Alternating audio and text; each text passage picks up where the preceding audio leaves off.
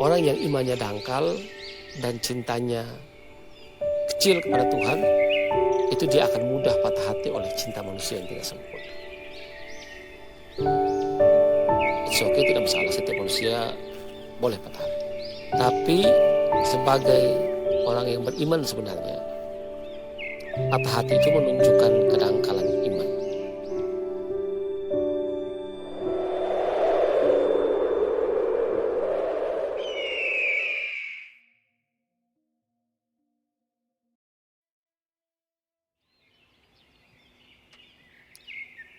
Pernah sedih atau tidak? Itu pertanyaan apa itu? Ya jelas Romo juga pernah sedih. Kecuali Romo itu batu atau kayu atau robot. Setiap manusia selama punya perasaan ya pasti pernah sedih. Oh, kalau soal patah hati, ya sama jawabannya. Romo juga pernah patah hati. Kalau macam dulu-dulu, ketika masih muda, masih zaman-zaman puber, masih ada pacar misalnya, gebetan, ya paling banyak ya patah hati karena pacar. Ya itu sebenarnya karena kebodohan sih sebenarnya. Mungkin karena jarak, dia di sana, saya di sini. Saya kan sekolahnya di seminari nih, di asrama terkurung, ya dia di sana. Patah hatinya itu kadang-kadang karena overthinking saja. Kayak kita di sini nggak tahu apa-apa, pikiran kita mulai kebayang dia di sana lagi ngapain, sama siapa. Kita patah hati sendiri-sendiri tuh di dalam asrama. Atau mungkin sifatnya mulai berbeda ketika bertemu dulu ketika masih punya pacar.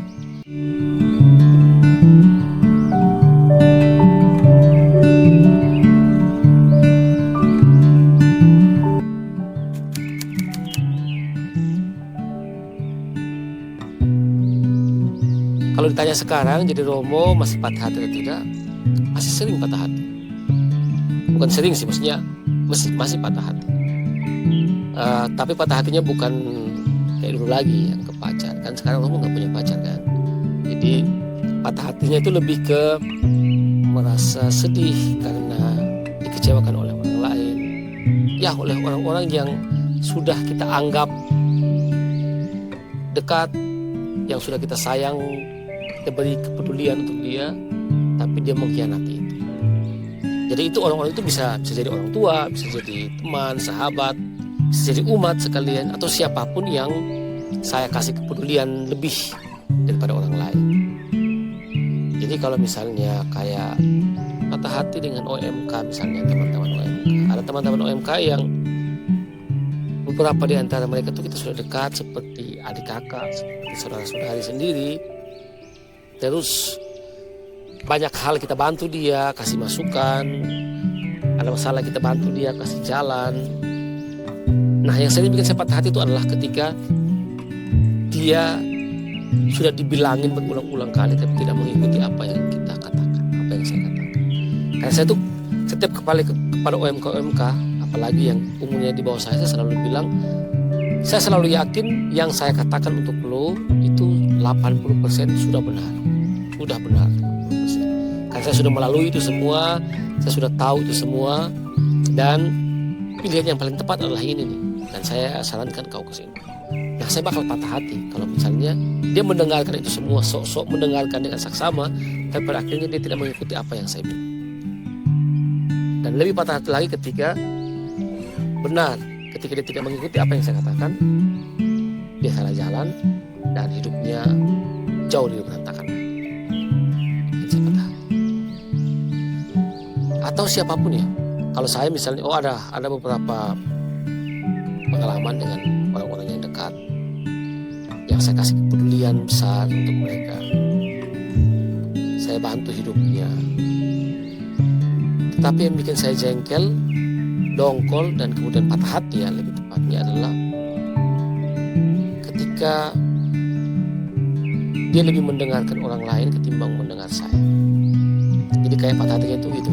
Ya ini kembali lagi ke perbincangan kita sebelumnya lah. I wanna you treat me like how I treat you. Jadi kayak untuk orang-orang yang saya kasih kepedulian itu sebenarnya saya tidak butuh dia peduli saya balik sih sebenarnya. Saya tuh hanya butuh yang saya omong dengar, karena saya peduli kepada lu, dengar, ikut. Kepercayaan, jadi saya butuh kepercayaan sebenarnya, dan tanggung jawab dari dia. Nah, ketika dia tidak ikut apa yang saya katakan, di belakang-belakang dia mengkhianati saya, ya disitulah saya mulai overthinking. Oke, mungkin selama ini lu saya anggap sahabat dan saya anggap lu orang yang penting, tapi kayaknya saya tidak lu anggap penting dalam hidup. Ya, overthinking nih lagi-lagi, dan itu bikin patah hati. Jadi gitu, pengkhianatan kayak ketika saya menganggap lu penting tapi lu tidak menganggap saya penting dalam hidup, situlah roboh patah hati. Ketika OMK yang sudah saya anggap sebagai teman sendiri, sudah anggap sebagai adik kakak sendiri, tapi dalam kehidupannya dia tidak menganggap saya seperti itu, dia tidak menganggap saya sedekat itu. Jadi itu yang disebut cinta bertepuk sebelah tangan. Jadi kayak saya itu yang berharap terlalu banyak, saya itu yang terlalu terlalu menggebu-gebu ya.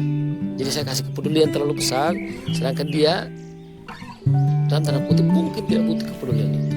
Lalu mungkin hanya memanfaatkan semua kepedulian yang saya kasih.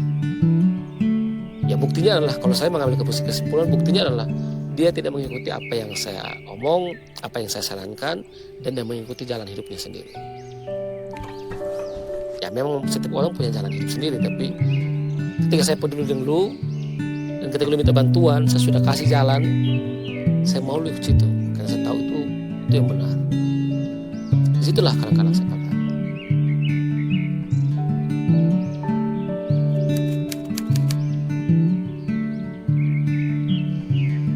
Kalau ditanya patah hati itu salah atau benar, minus malum sih jawabnya. Gak tahu yang jelas banget. Kalau sebagai manusia ya, it's okay, tidak masalah. Setiap manusia boleh patah hati. Tapi sebagai orang yang beriman sebenarnya, patah hati itu menunjukkan kedangkalan iman, menurut saya.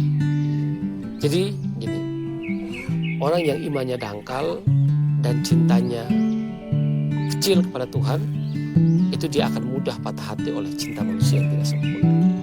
Jadi kalau begini, konsepnya adalah orang kalau sudah mencintai Tuhan dan cinta Tuhan sudah ada dalam dirinya, maka seharusnya hatinya itu sudah penuh dengan cinta Tuhan, sudah sempurna. Maka disakiti oleh manusia, disakiti oleh cinta manusia yang terbatas, seharusnya tidak membuat dia patah hati. Maka kalau saya evaluasi diri, setiap kali saya patah hati, setiap kali saya cemburu misalnya, jealous, setiap kali saya kecewa dengan orang-orang yang saya sayang, orang-orang yang saya kasih kepedulian, evaluasi diri saya itu adalah, ini tandanya cinta saya kepada Tuhan belum sempurna. Makanya saya masih gampang disakiti oleh cinta manusia-manusia yang tidak sempurna.